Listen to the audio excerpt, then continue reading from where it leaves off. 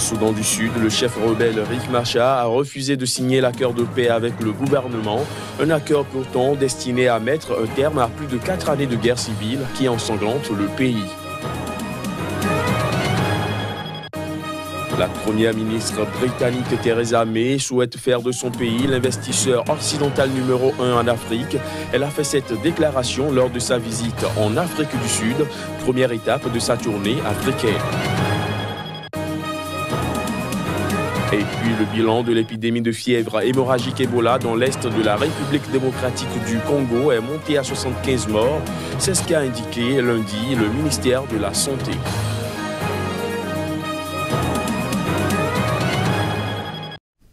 Voilà pour les titres. Bonsoir à tous. Au Soudan du Sud, le chef rebelle Riek Machar a refusé ce mardi de signer l'accord de paix avec le gouvernement. Un accord pourtant censé mettre un terme à la guerre civile qui ensanglante le pays depuis plus de 4 années. Le camp de l'ancien vice-président exige que leurs réserves soient d'abord intégrées à l'accord issu des pourparlers de différents partis sous l'égide de Khartoum. Après le accord sur le partage du pouvoir, les belligérants ont convenu de poursuivre les négociations à Khartoum jusqu'à la signature d'un accord de paix définitif.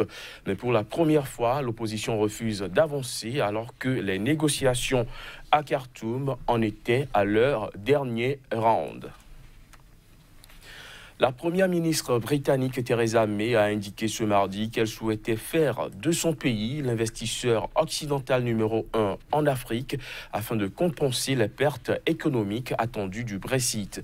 C'était lors d'une visite en Afrique du Sud, première étape d'une tournée africaine.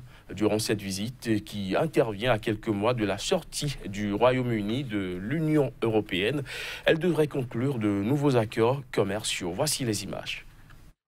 Partenariat entre le Royaume-Uni et l'Afrique fondé sur une prospérité et une sécurité partagée, c'est l'ambition que nourrit désormais Theresa May. Elle l'a dévoilé devant un parterre d'hommes d'affaires sud-africains et britanniques lors d'un discours qu'elle a prononcé au Cap en Afrique du Sud, première étape de sa toute première tournée africaine. La première ministre britannique a clairement affiché son intention de faire de la Grande-Bretagne le premier investisseur occidental afin de compenser les pertes économiques attendues du Brexit. Mon ambition est que le Royaume-Uni soit le premier investisseur du G7 en Afrique d'ici 2022. Comme nous en avons discuté à Londres, le Royaume-Uni soutient pleinement votre volonté, Monsieur le Président, d'attirer davantage d'investissements en Afrique du Sud afin de créer des emplois et de favoriser la croissance économique.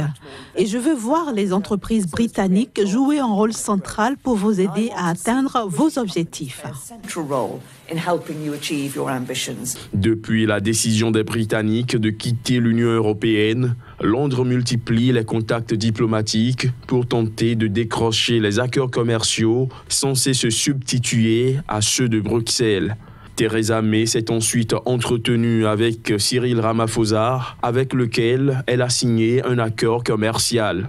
Le président sud-africain, qui s'est dit ravi de la contribution du Royaume-Uni à la quête d'investissement dans son pays, a souhaité que les négociations entre Londres et Bruxelles aboutissent à un accord qui restaure la stabilité de l'économie et des marchés et protège les emplois.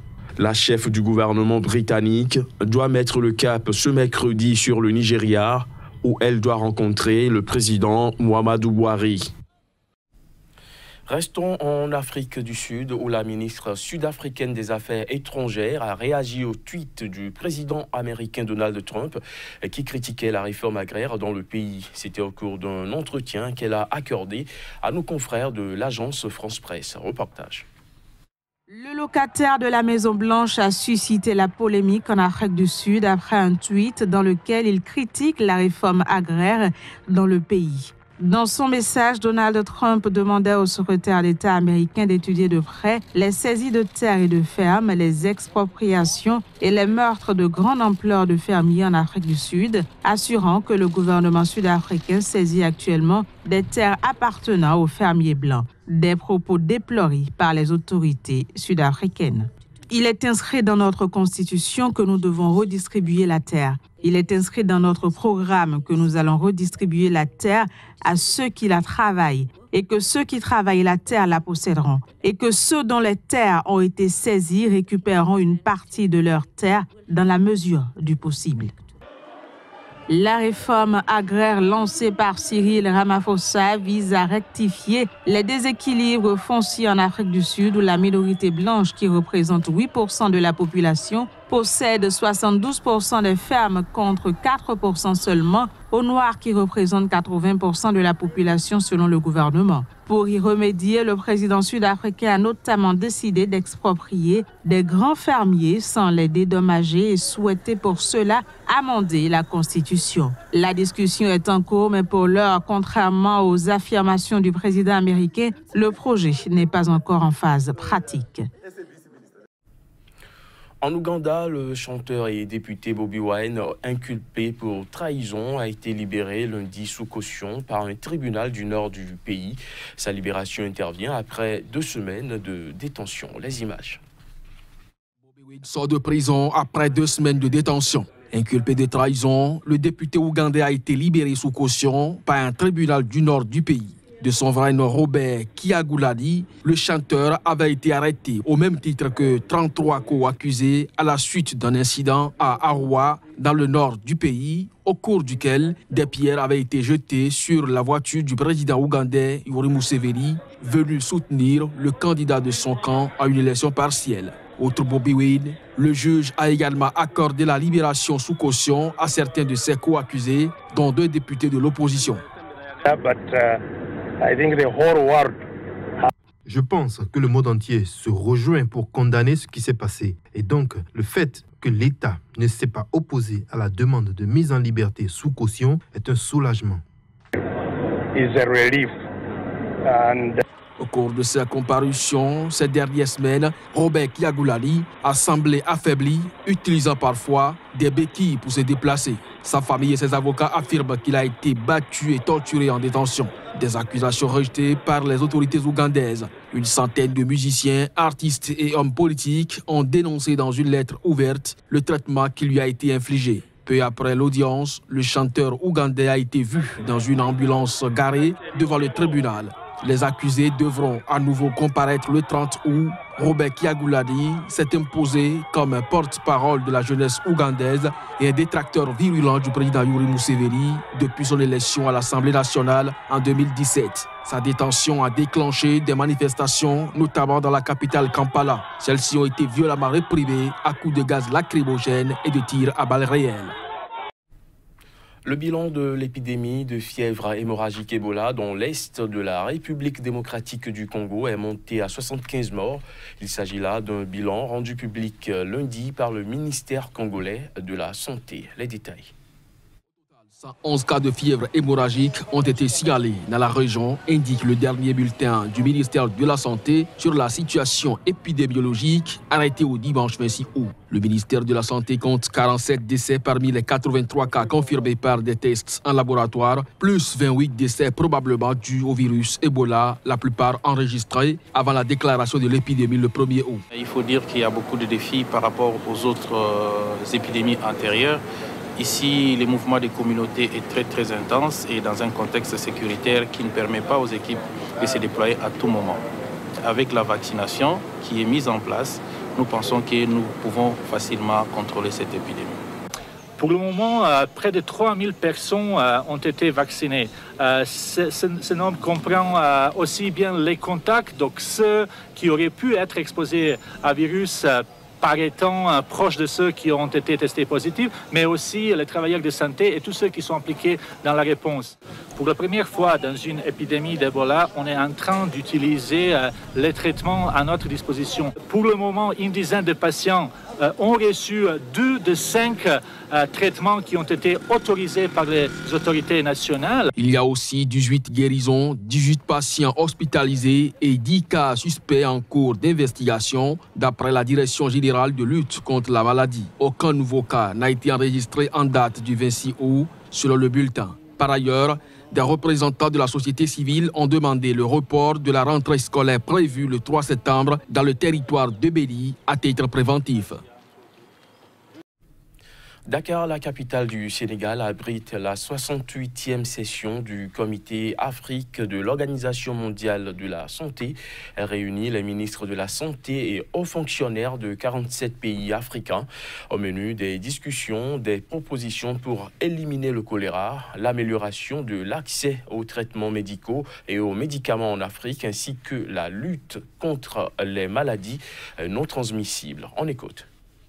1 milliard de personnes supplémentaires bénéficiant d'une couverture maladie universelle, 1 milliard de personnes mieux protégées contre les urgences sanitaires et 1 milliard de personnes supplémentaires profitant d'une meilleure santé. Tels sont les objectifs que nous devons atteindre ensemble d'ici 2023 si nous voulons atteindre les objectifs de développement durable. Although countries have made progress in increasing national budgets for health, certains pays ont fait des efforts en augmentant la part de la santé dans leurs budgets nationaux, mais des écarts perdurent et ils doivent être réduits via des mécanismes créatifs de mobilisation de ressources, comme par exemple des taxes sur certains produits. Taxons davantage le sucre, l'alcool, je pense que c'est crucial, et taxons davantage le tabac. Le cadre régional de mise en application de la stratégie globale sur le choléra. Le choléra revient régulièrement et nous devons nous en occuper. Nous sommes aussi confrontés à Ebola et notre lutte doit être acharnée et novatrice. Ebola is current and we need to be very aggressive and forward-looking. En bref, toujours au Sénégal, plus de 80 candidats ont manifesté leur intention de se présenter à l'élection présidentielle de février 2019. Il s'agit de chiffres annoncés au début d'une campagne de collecte de parrainage destinée à limiter le nombre de candidatures dans ce pays qui compte plus de 300 partis politiques. Selon le ministère sénégalais de l'Intérieur, des représentants de 85 personnes qui aspirent à la candidature se sont présentés au ministère pour récupérer les fiches de collecte de signatures. Il faut dire qu'une loi votée au mois d'avril dernier impose dorénavant à tous les candidats et non plus uniquement à ceux de la société civile de recueillir le parrainage de 0,8% à 1% du corps électoral, soit environ 52 000 signatures. Faute d'obtenir des avancées suffisantes en matière d'environnement, le populaire ministre français de la transition écologique, Nicolas Hulot, a annoncé sa démission ce mardi. Une sortie du gouvernement qui constitue un coup dur pour le président Macron, dont il était une recrue majeure. Les images. Je prends la décision de quitter le gouvernement, a déclaré Nicolas Hulot lors d'une interview en direct sur France Inter, après avoir confié qu'il se sentait tout seul à la manœuvre sur les enjeux environnementaux au sein de l'exécutif. Je vais prendre la décision la plus difficile de ma vie. Je ne veux plus me mentir. Je ne veux pas donner l'illusion que ma présence au gouvernement signifie qu'on est à la hauteur sur ces enjeux-là. Il s'agit d'un coup dur pour le président Emmanuel Macron qui avait réussi à convaincre le populaire Hulot d'entrer au gouvernement en mai 2017. Cette démission intervient avant une rentrée qui s'annonce difficile pour le chef de l'État, en baisse dans les sondages et secoué cet été par l'affaire Benalla, du nom de son ancien collaborateur accusé de violence lors d'une manifestation. Nicolas Hulot, 62 ans, a précisé qu'il n'avait prévenu ni Emmanuel Macron ni le Premier ministre Édouard Philippe. Invité sur le plateau de RMC, le porte-parole du gouvernement Benjamin Griveaux a regretté ce départ et rendu hommage au travail accompli par Nicolas Hulot. L'opposition a immédiatement réagi à la démission de Hulot pour tirer à boulet rouge sur Emmanuel Macron. Pour le chef de file de la gauche radicale, Jean-Luc Mélenchon, ce départ constitue un vote de censure contre Macron. Fin de ce journal, merci de l'avoir suivi.